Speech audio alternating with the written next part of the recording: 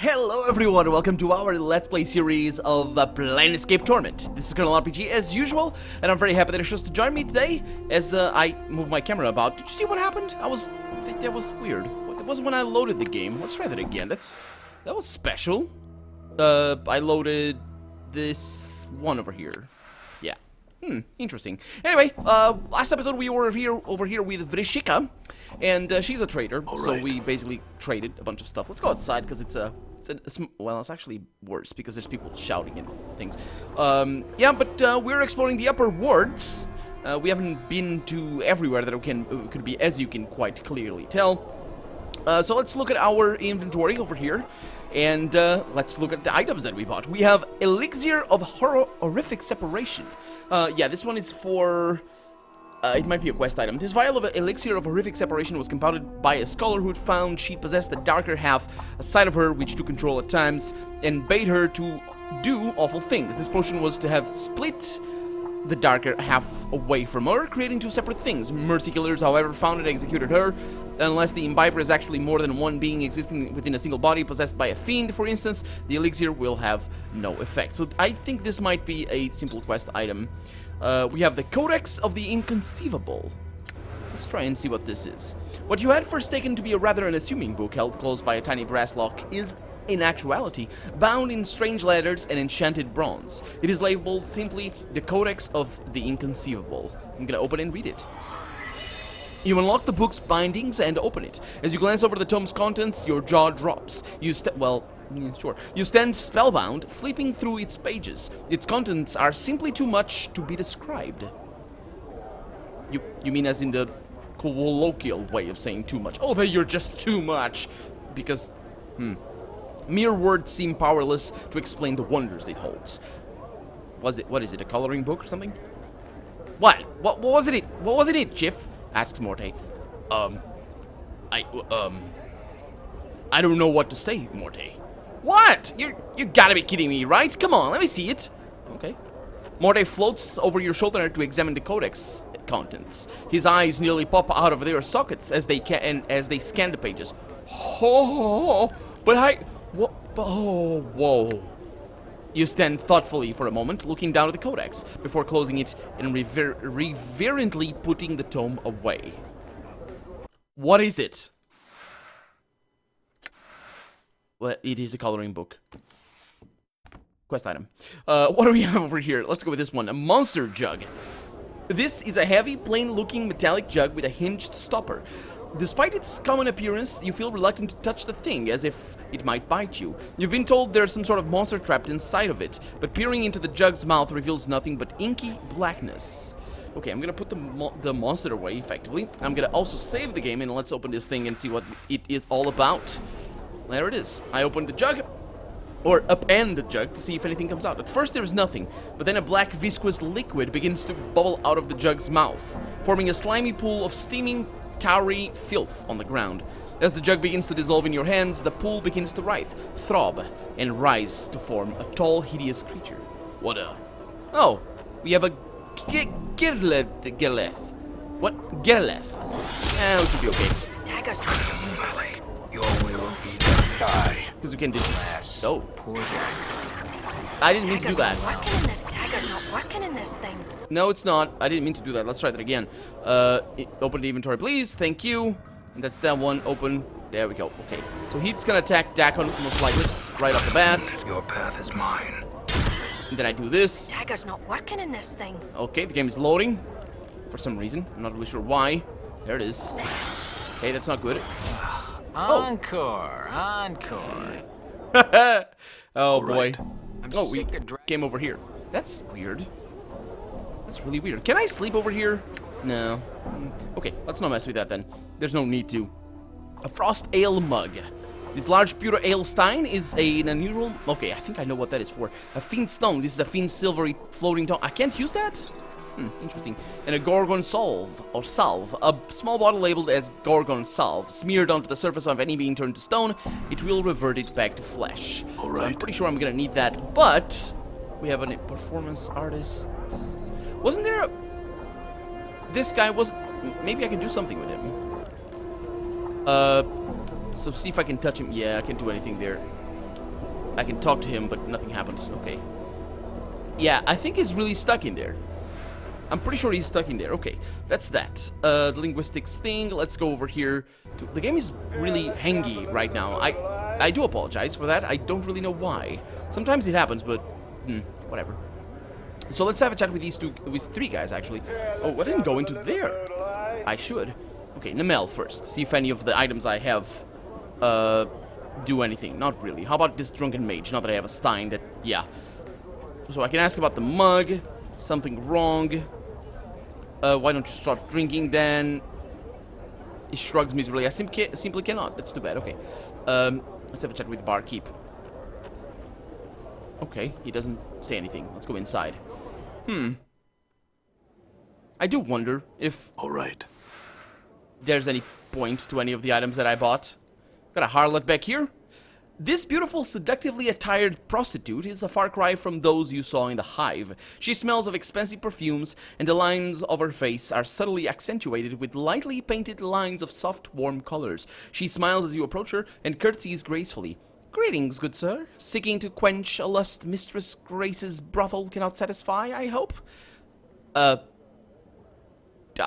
don't know about any brothel, but... No, well... let's not... mess around. Yeah, let's just go with that. No, but I had some questions.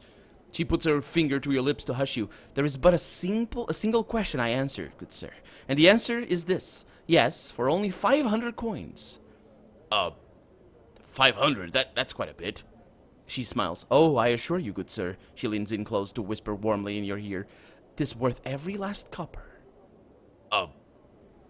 I doubt it. Farewell. Hey, say there, Chief. What do you say? How about spotting old Morte a bit of jink? It's been more than a while, you know. Sure, why not, miss? The young woman examines Morte critically for a time, then nods. Yes, I think I could do that. Well, I would certainly come up with, something. Oh, all for the same fee, of course. A petty 500 commons. Of course, here you are. All right, thanks, Chief. And Morte turns to follow the woman away. Okay, let's wait for him to return. The courtesan finally returns, Morte bobbing diesely along beside her. He's coated with a glossy sheen, as if he'd been waxed and buffed, and has a red smudge on his crown in the shape of a pair of lips. Your Mimir? He seemed to enjoy himself, good sir. Morte? Morte seems only dimly aware of your presence, and alternates between giggling to himself and sighing pleasantly. All right, I guess things went well then. Farewell, miss. Okay, not really sure if that changes anything. Certainly didn't heal him. Done. But now he looks way cuter now. I mean, he shines and he's got a kiss, the mark of a kiss. It's good. It's good skull. What do we have over here? You can't make anything out through the tinted glass. Okay, Jolmi's messenger over here. Let me have a chat with him. This slender young man approaches you wearing a somewhat worried expression. 1,000 pardons, sir, but I'm looking for a certain man, and I think you might be able to help me. How so? I am a messenger, sir, who seeks a man it's said cannot die. A scarred man for whom death is nothing but the most trivial of annoyances. You match the admittedly vague description I was given, sir, and I had wondered if you were he. Just who wants to know? This is not going to end well. I am in the hire of a wealthy noblewoman, Jolmi Sirma, sir. I am the man you're looking for. He nods, then bows deeply to you. A message for you then, sir. Mistress Jolmi of the House Sirma, a lady of high standing, has sent me. Mistress Jolmi would meet you in the Civic Fest Hall, where she would make a proposal, of which I know nothing to you. Or of which I know nothing to you. Should you choose to seek her out, she wears green silks trimmed with gold, and has hair the color of blue steel. That is the extent of my message, sir. Farewell. Wait, where's the Civic Festival? My journal. In the northeastern corner of this part of the Clerk's Ward, sir. It is a large structure and should be easy to spot. Farewell now, sir. I really must go. Farewell. And he's off. Looks very fancy. He runs very fancily as well. Oh boy. He doesn't really know where to go. It just disappeared. Okay, what do we have over here? Thief, they say. I scout. Bite the sods. Scout! Oh. Will he join me? I already have a thief on me, but... I mean, not on me right now, but... maybe later. Actually, now that I think about it, I didn't go for the harlot because I didn't really want to spend the money. I didn't think I would gain anything there.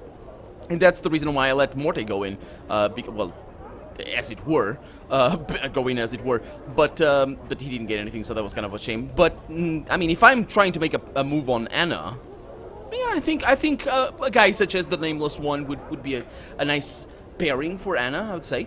But if I'm trying to make a move on her, maybe this is for the best. I don't know. I don't know what her sensitivities are on regard of, well, I guess. Anyway, it's just, I suppose, keeping my options open at this point.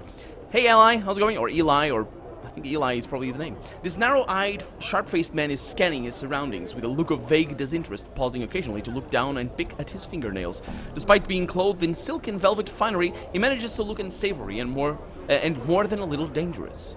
Greetings. The man looks your way. His eyes are dark slits, his like narrow stab wounds beneath his brow. His voice is low and gruff despite his slender build. Pike off. Not yet. I had some questions.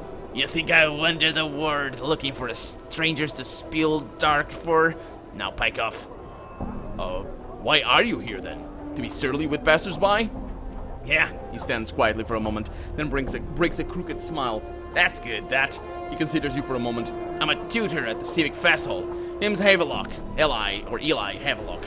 As a veteran scout, I teach the art of subterfuge. You mean thievery? His lips curl up in a disgusted sneer. Thieves and thievery, it always is. 5 tours I spent on a reconnaissance operation, as a reconnaissance operative in the War of Lies. Scout is my title. Scout! I teach the ways of stealth and spycraft, not common thievery. Well, my apologies, I meant no offense. Could you train me? Eli frowns sourly. I don't know. I've had enough of teaching petty pickpockets and curious senates for the time being. Almost to himself, he mumbles, not sure why I agreed to do it in the first place. What could I do to convince you otherwise? He purses his lips and looks skywards. Many things, I suppose. He looks you straight in the eye. I'll keep it simple for you. For you, though. Jink. You want the training? It'll cost you. I'll pinch the lady's bottom before I train another berg for free. Okay, how much? Eli shrugs. Hells, I don't know. 500 commons ought to be reasonable. I am a veteran scout, you know. 5 tours in the Wars of Lies I served. That's a lot of experience to share. Nah, forget it. Farewell. If you return, you know the price. 500 copper commons. Farewell, Cutter. So you can become a thief. For the same price, you can become shiny and happy, I suppose. Well, if you're Morte anyway. What do we have over here? The Brothel of Slating Intellectual Lusts. Somebody was having a laugh when they made that title right there. Yeah. So, I'm pretty sure this is not actually a brothel. What she said, I'm not actually sure I'm pronouncing the word correctly. What she said, you remember she said, are you looking to satisfy desires that the brothel can't satisfy? So this is probably not the sort of brothel we're looking for, although I am very curious to see what it actually is. Oh. Okay. Fall from grace. Okay, I said before, I like tieflings because of their tails. Now, that's not because well, the reason why I like wings is different from the one I like tails, and I like wings better. So, hi, miss. Before you is a stunning golden-haired woman dressed in an azure and violet dress with 2 long, elegant wings draped across her shoulders. She is surveying the room with a slight smile. She is easily the most beautiful woman you have ever seen. Oh, yeah, and the wings only add to it, I suppose, because it doesn't even mention the wings as, does it? The 2 elegant, well, it's elegant, but anyway. Greetings. Well met, traveler. How may I help you? Oh, this is good. Oh, she talks. Okay. The woman turns as you address her. She takes your measure, then nods slightly. You notice her eyes are azure, the exact same color as her dress. She reaches up to brush back a stray lock of her golden hair as she says what she said. Who are you? Updated my journal. That's a nice opening line right there. Just, who are you? It's like you could say anything, but no, who are you? I'm called Fall from Grace. She studies you for a moment. You are new to Sigil, are you not? I also think I know her voice actress. I'm pretty sure that's either Imoen or she could be... I'm trying to remember the voice. She could be Tandy. I'll need to look into that. But I think actually Tandy is the Imoen. Or is that... No, Imoen is the master's voice. Tandy is a different one. So she could be either of those, but I don't know. So when I say Tandy, I mean Tandy from Fallout 1. And when I say Imoen, I mean from Baldur's Gate. But I'm pretty sure I know her voice. So she says that. Okay, so let's see. Let's choose our options carefully here. I am... Does it show? You're new to Sigil? Yeah, okay. So I suspect I've been here for quite some time, actually. That's an interesting line. It's just interesting is the best tool. Let's just... This might be good. Fall from Grace. That's an interesting name. Okay. That's another nice tool. That's another nice tool, which is get her to talk about herself. Everybody likes talking about themselves. So... Yeah, let's go with that one. Yeah.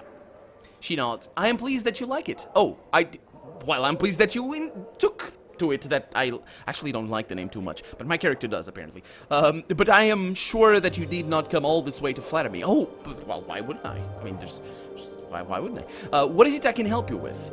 What is this place? This is the Brothel of Slating Intellectual Lusts. She studies you for a moment. I take it by your question that you did not intend to partake of this establishment? Well... What? Why would you take that? Brothel of Slating Intellectual Lusts. What kind of brothel is this? I established this brothel to give those lustful fevers that strike the mind more avenues of expression, rather than simply carnal. Much pleasure can be had in conversation and engaging in the verbal arts with others. Sounds dull, says Morte. Shut up, dull, you got your fill already. I assure you, it is not, she says. Tour the brothel. See for yourselves. Okay, so let's look at the options. So this is a brothel where there's no intercourse? Okay, let's not pretend to be idiots, because that's just saying what she just said, I suppose. I have to ask, why did you establish such a place? Okay, that's okay. I may do that. Can I ask you something? Okay, let's go with this one. Why did you establish such a place? Fall from Grace raises an eyebrow. That is an odd question. She frowns. I don't think anyone has ever asked me that, at least directly. So why did you?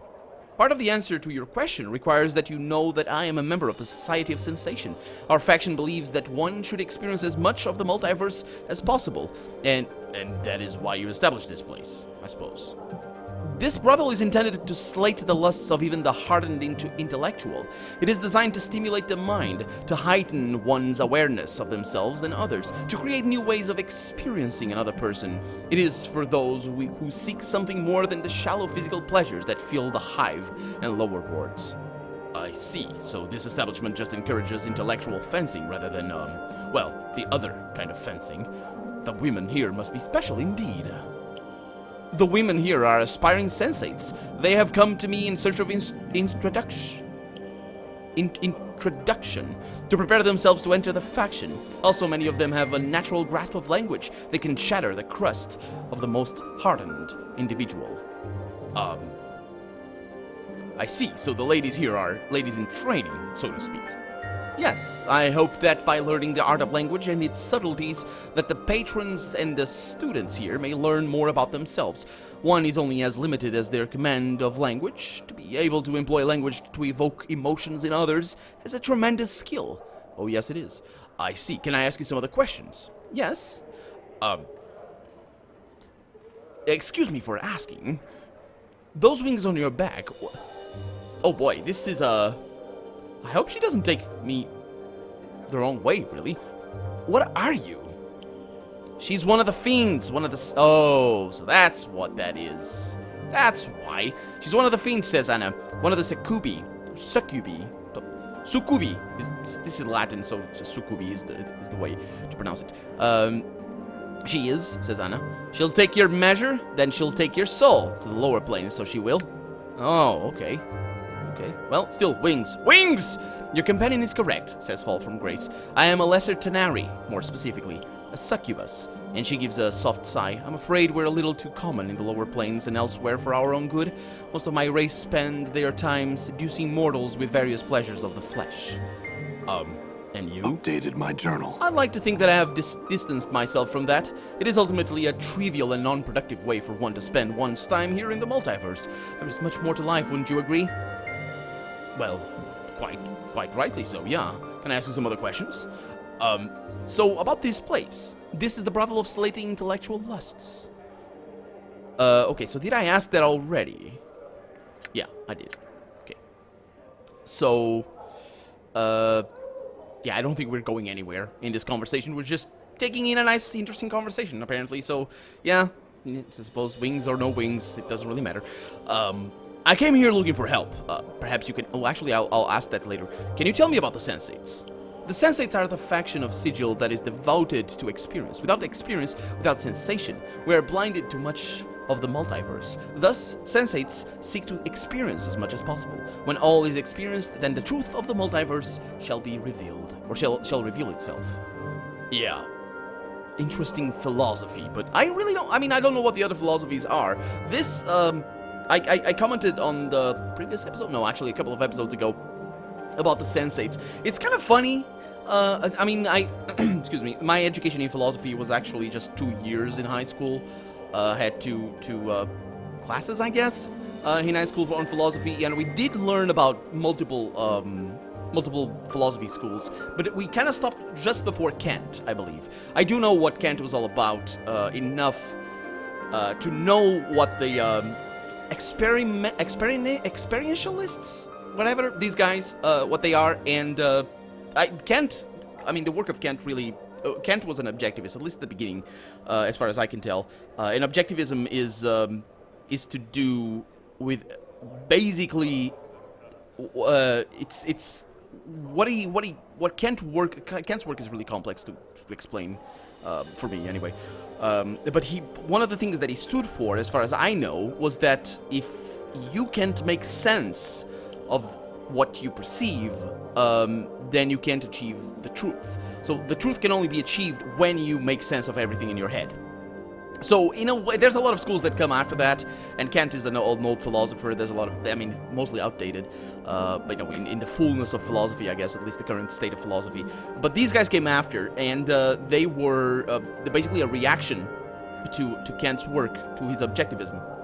And I don't know if anybody was really a devout follower of experimentalism or whatever it's called, because what they defend is that the only way to know things is to feel them. You can't reason reality. And I find it really weird that anybody would devote themselves straight at any one of these philosophy schools, because it's, I mean, obviously, I mean, to me, it's obvious that it's really complicated to achieve any sort of perception of the universe. So there's the realists. There's realists are the ones that really believe that we can experience the reality of the universe, and then there's the perceptivists that don't believe that we can, and that are the opposite to that don't believe that we can. But then again, I don't know if there's probably multiple schools of perceptionists or whatever they're called, experimentalists. No, I don't know. There's people basically that say that we can't know anything apart from our own selves. And then after that, there's another school of thought that says that we can't even know our own selves, which goes directly against was it Socrates that said I think therefore I am? I don't know who he was. Plato, maybe? I mean, Plato was a big... I don't know. But anyway, I think therefore I am is at the root of the experimentalists, I believe. No, sorry, of the perceptionists, the one that just follow perception above everything else, and then that don't believe that perception is unbiased. So that, you know, I think therefore I am is like a truism in a sense, where basically it's just that's the only thing that you know is that you exist because you think. And you know yourself. That you only know yourself. You know nothing else because everything is filtered through you. So you think and all that.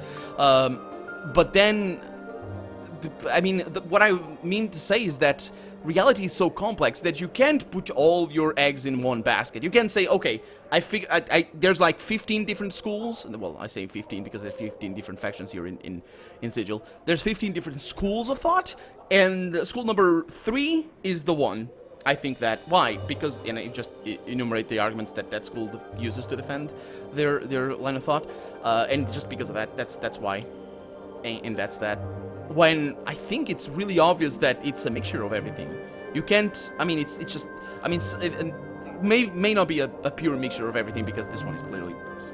Seriously, are you just because? Oh, I feel really hot right now.